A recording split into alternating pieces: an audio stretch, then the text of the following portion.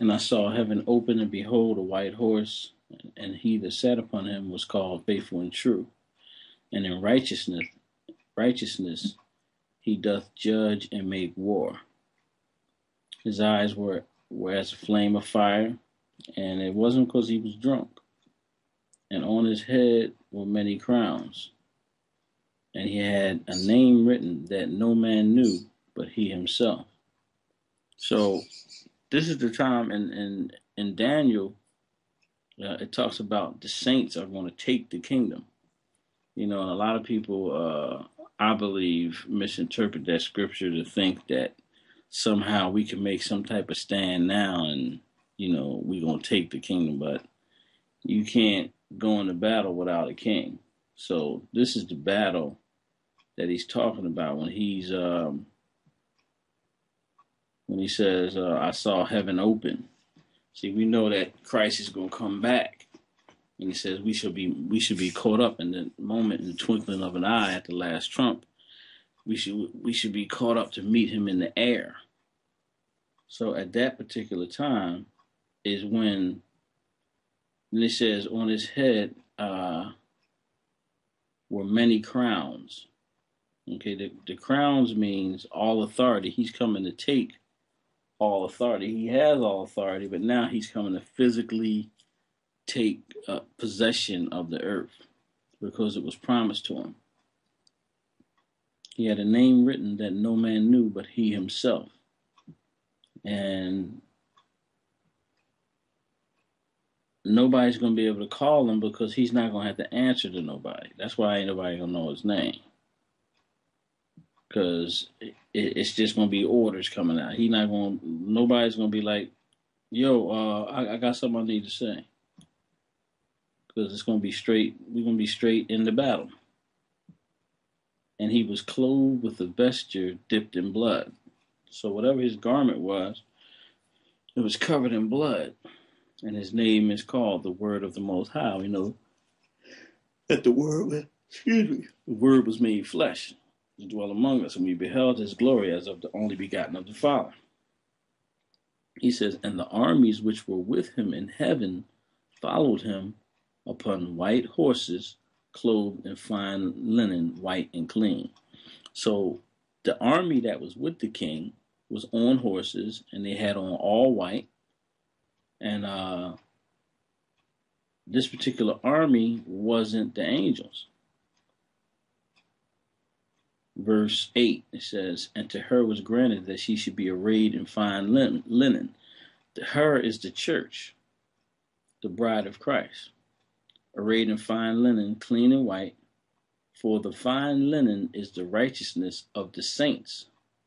So let's let you know that in verse 12, in verse 14, and the armies which were with him in heaven followed him.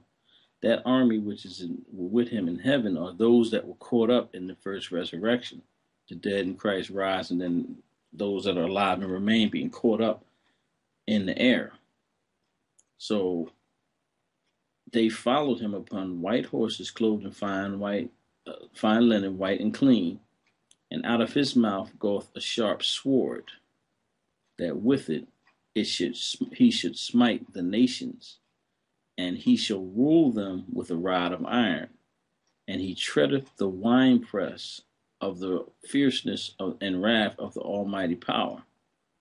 And he hath on his vesture and on his thigh a name written, King of Kings and Lord of Lords. And I saw an angel standing in the sun, and he cried with a loud voice, saying to all the fowls that fly in the midst of heaven, Come and gather yourselves together unto the great supper of the Most High, that you may eat the flesh of kings, and the flesh of captains, and the flesh of mighty men, and the flesh of horses, and of them that sit on them, and the flesh of all men, both free and bond, both small and great. And I saw the beast and the kings of the earth. So letting you know that Satan is going to be manifest in somebody.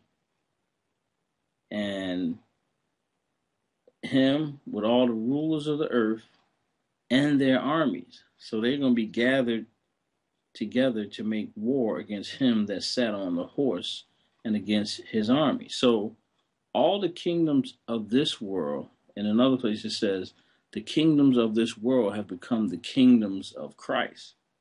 But right now, all the kingdoms of this world are under the authority of Satan.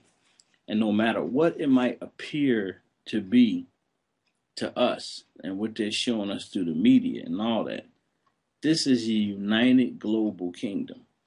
And they do things as they see fit under the influence of evil demonic beings. But basically, Satan is running the whole game. And anybody that's getting any authority and any power in the earth is rolling with Satan. So at a certain point, all this stuff and all this division amongst nations and factions and wars and all this stuff, at one point, they're going to change course, and all nations, they're going to be like Independence Day, like where everybody just going to focus on the aliens, and that's going to be Christ, and those that are rolling with him coming to totally destroy the armies and the weaponry and the kings and rulers of this world.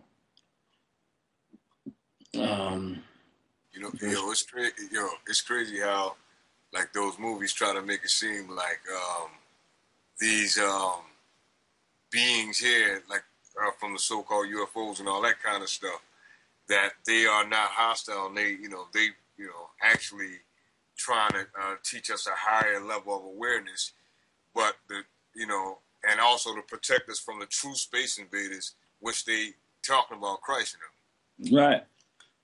Yeah, that's Satan running game on everybody, exactly.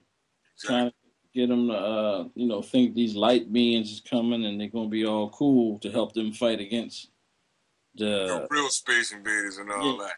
Exactly. Yeah.